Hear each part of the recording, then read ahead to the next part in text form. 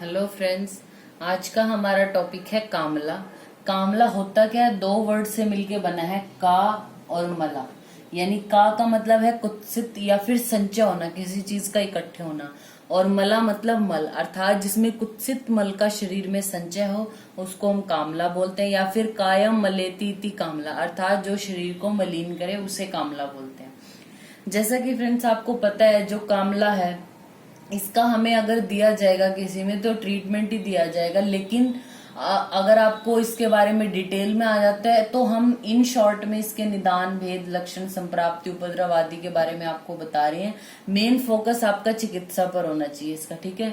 तो कामला की परिभाषा क्या है? जिस व्याधि में रोगी के जो त्वचा है, नेत्र है, मुख है, नख है आदि का वर्ण हरिद्र या पीत वर्णी हो जाए उसको हम कामला कहते हैं। कामला के हमारे जो निदान है वो क्या बोले? आचार्य चरक क्या बोलते हैं?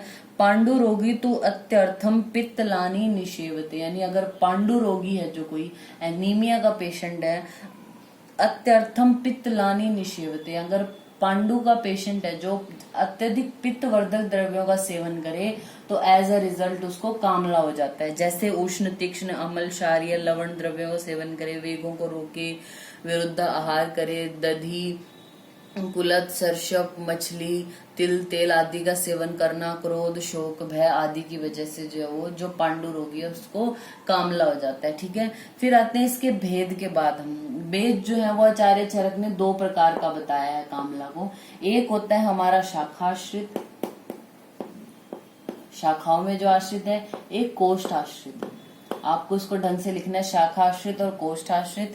फिर जो आचार्य वाग्भट है उन्होंने दो तरीके का माना है इसको, स्वतंत्र और परतंत्र।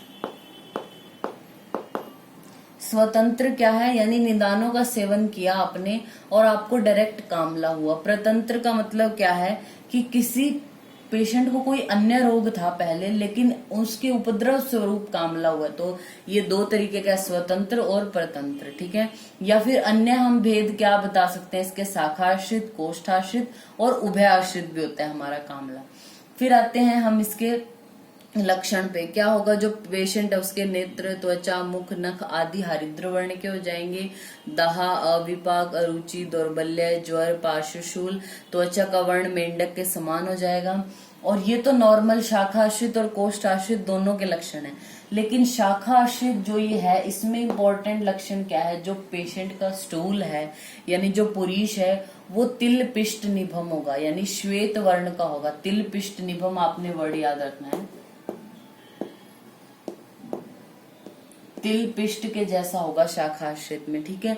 फिर इसकी जो संप्राप्ति है, अब यहाँ पे हम पढ़ते हैं दोनों के अकॉर्डिंग, यानी शाखाश्रित क्यों होता है कामला और कोष्ठाश्रित क्यों होता है।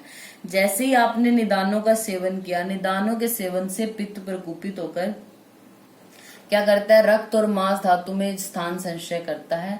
रक्त और मांस धातु को ये विदग्ध कर देता है, जिसकी वजह से यकृत में पित्त का उदीर्ण हो जाता है। उदीर्ण मतलब ओवरफ्लो हो रहा है पित्त अब यकृत से। अब वो पित्त जो है उसका विमार गमन होगा, वो दोनों तरीके से होगा, कोष्ठ में भी शाखा में भी। अगर वो कोष्ठ में जा रहा है तो पेशेंट को दाहा, अविपाक, अरुचि होगा।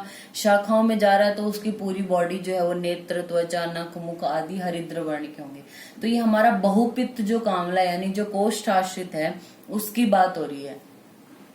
अब अगर हम शाखा आश्रित कामला की बात करें तो उसकी संप्राप्ति क्या होगी? अगर कोई कामला का है पेशेंट और वो रुक्ष, शीत, गुरु, मधुर आदि द्रव्यों का सेवन कर रहा है, इससे क्या होगा? शाखा वाले में वात और कफ प्रकोपित होंगे। वात और कफ का प्रकोप होगा। कफ से मूर्छित हुआ, जो कफ से मूर्छित होकर, और वात जो है वो पित्त के साथ मिलता है और उस पित्त को क्या करता है? शाखाओं में फेंक देता है। कफ ने क्या किया? स्रोतस अवरोध कर लिया, जो वायु प्रकोपित हुई थी उसने पित्त को शाखाओं में फेंक दिया। इससे क्या होगा? जो शाखाएं हैं मतलब हरिद्र, नेत्र, मुख, ये सब त्वचा जो है ये सब हरिद्र वर्ण की हो जाएंगे, और जो कोष्ठ है उसमें अब पित्त की क्वांटिटी कम हो गई क्योंकि उसने शाखाओं में फेंक दिया। तो जो पुरीश है वो कैसा होगा? तिल पिष्ट निभम होगा। ये हमारा शाखाश्रित कामला है। फिर जो हमारा कामला है इसके उपद्रव के स्वरूप में क्या हो सकता है? कुंभ कामला,